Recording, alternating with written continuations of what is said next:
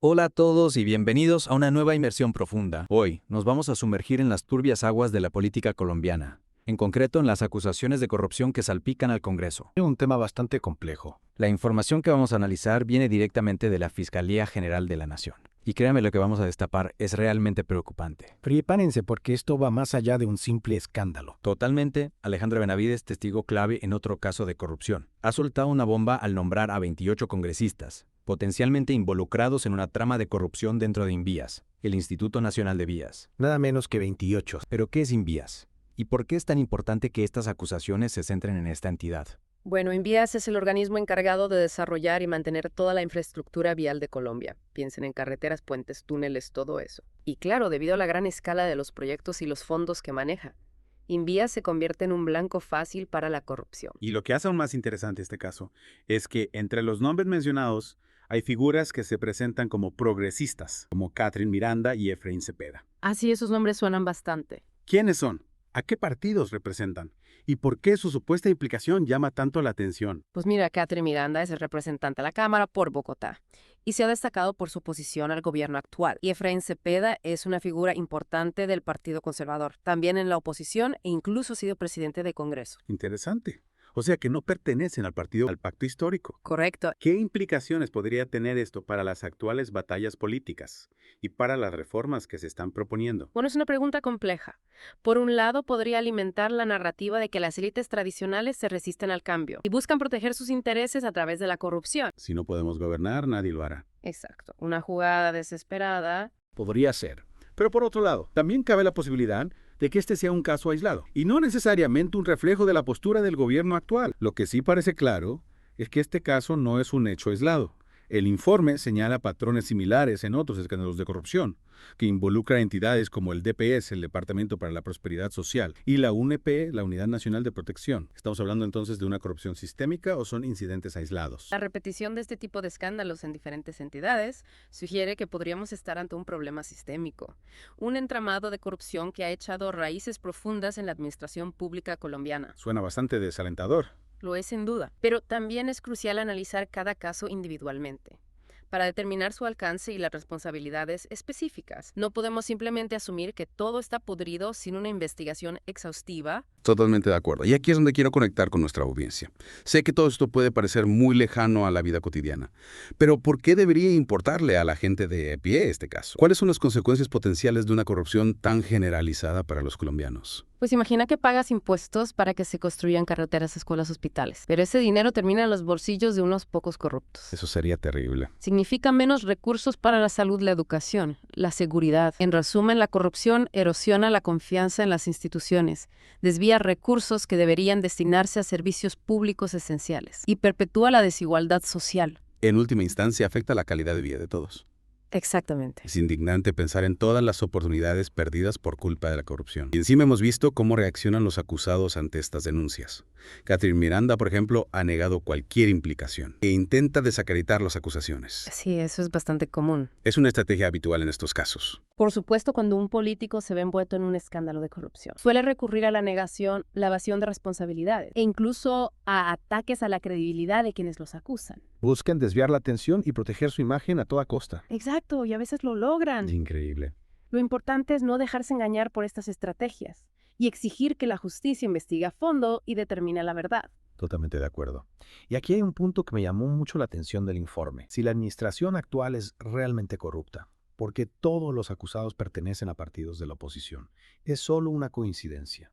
Esa es una pregunta que nos invita a reflexionar. ¿Podría ser que la actual administración esté llevando a cabo una lucha genuina contra la corrupción y que estos casos sean un reflejo de la resistencia de las viejas estructuras de poder? Es decir, que los corruptos de siempre se niegan a perder sus privilegios. Exactamente. O tal vez haya algo más en juego, una estrategia política para debilitar a la oposición. Es un escenario complejo con muchas aristas. Lo que sí es innegable es que la corrupción es un cáncer que corroe la democracia colombiana, y este caso en particular con la supuesta participación de figuras que se proyectaban como progresistas. Agrega una capa adicional de complejidad al panorama político. Sin duda, combatir la corrupción requiere un esfuerzo conjunto de la sociedad, las instituciones, por supuesto de los medios de comunicación. Hablando de medios de comunicación, en el informe se menciona un listado presentado por Luis Carlos Reyes, exdirector de la DIAN y actual ministro de Comercio. en el que también figuran varios congresistas investigados por presunto tráfico de influencias. ¿Podrías hablarnos un poco más sobre esto? Claro, este listado es una muestra más de que la corrupción no se limita a un solo partido o sector político, sino que permea diferentes niveles del Estado. O sea que el problema va mucho más allá de estos 28 congresistas. Lo preocupante es que muchos de esos congresistas implicados en casos de corrupción son los mismos que se oponen a las reformas sociales que el gobierno actual intenta impulsar. Es una paradoja que nos lleva a preguntarnos, ¿cuáles son los verdaderos intereses que se esconden detrás de esta posición? ¿Buscan realmente el bienestar del país o simplemente proteger sus privilegios? Son preguntas que los ciudadanos deben hacerse a la hora de evaluar a sus representantes y tomar decisiones informadas en las urnas. Y precisamente el informe nos insta a ser más críticos y exigentes con nuestros líderes políticos, a no conformarnos con las promesas vacías, a investigar el pasado y las acciones de quienes aspiran a representarnos. Porque en última instancia el futuro de Colombia depende de la participación activa de sus ciudadanos. Exactamente de nuestra capacidad para construir una sociedad más justa, transparente y libre de corrupción. Volviendo al caso específico de Invías y estos 28 congresistas, ¿qué tipo de pruebas ha presentado la Fiscalía? ¿De qué se les acusa exactamente? Bueno, la Fiscalía ha recopilado una serie de pruebas, incluyendo testimonios, documentos y registros financieros, que sugieren un esquema de corrupción bastante sofisticado. Se les acusa de haber utilizado su influencia para direccionar contratos de obras públicas a empresas a cambio de sobornos. ¿Y de qué magnitud estamos hablando? ¿Cuánto dinero se habría desviado? Las cifras son alarmantes, según la Fiscalía.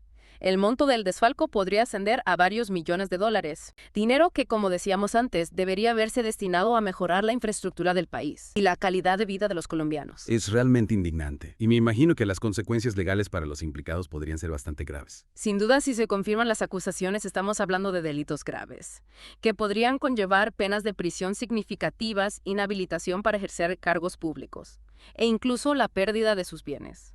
O sea que no solo estarían jugando con el futuro del país, sino también con el suyo propio. Y es importante recordar que todos somos inocentes hasta que se demuestre lo contrario. La Fiscalía tiene la responsabilidad de presentar pruebas sólidas y convincentes, y los acusados tienen derecho a una defensa justa. Por supuesto, la justicia debe seguir su curso. Que los medios de comunicación sigamos informando a la ciudadanía de manera objetiva y responsable. Hablando de información, hay otro aspecto que me gustaría destacar del informe.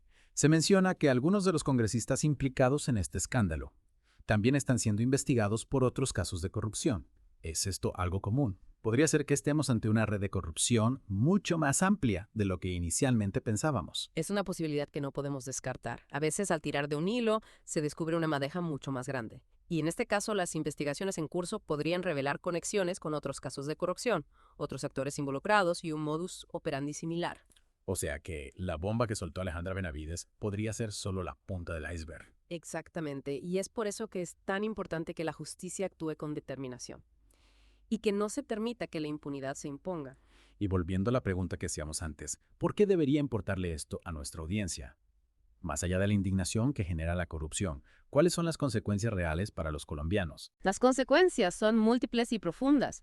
Cuando se desvían fondos públicos destinados a obras de infraestructura, por ejemplo, no solo se está robando dinero, se está robando la posibilidad de construir carreteras más seguras, hospitales mejor equipados, escuelas con mejores instalaciones. Está robando el futuro del país, en definitiva. Así es, y esto tiene un impacto directo en la calidad de vida de las personas.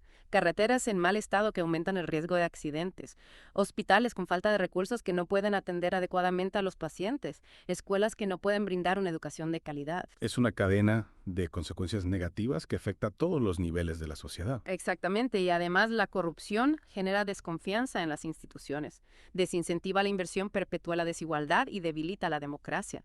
Es un cáncer que corroe el tejido social. Y ante esta situación, ¿qué podemos hacer como ciudadanos? ¿Cómo podemos luchar contra la corrupción y exigir que nuestros representantes actúen con honestidad y transparencia? Bueno, hay varias cosas que podemos hacer. En primer lugar, informarnos y mantenernos atentos a lo que sucede en la política. No dejarnos engañar por discursos populistas o promesas vacías. Investigar el pasado y las acciones de los candidatos antes de votar. Es decir, ser ciudadanos más informados y críticos. Hablando de mantenerse informados, este informe que hemos estado analizando nos invita a ser más selectivos a la hora de elegir a nuestros representantes. Nos dice que investiguemos, que nos cuestionemos, que no nos conformemos con promesas vacías. Pero ¿cómo podemos hacerlo en la práctica?